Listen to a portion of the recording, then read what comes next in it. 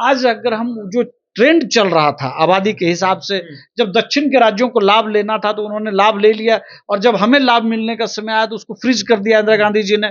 तो मैं ये कह सकता हूं कि अगर ये चीजें होती तो निश्चित तौर पर 60 के आसपास बिहार में लोकसभा सीटों की संख्या होती। तो ये तो बिहार की अस्मिता का सवाल है,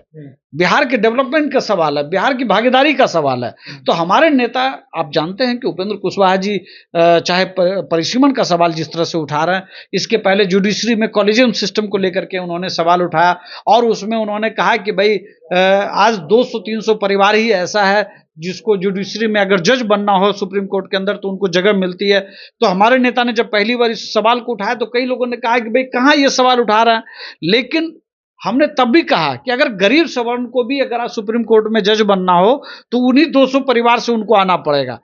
कि पिछली बार 2020 में जब हम विधानसभा चुनाव लड़ रहे थे माननीय नेता के नेतृत्व में, तो मैं ये बात बहुत दावे के साथ कह सकता हूं कि 33 से 34 ऐसी सीटें थी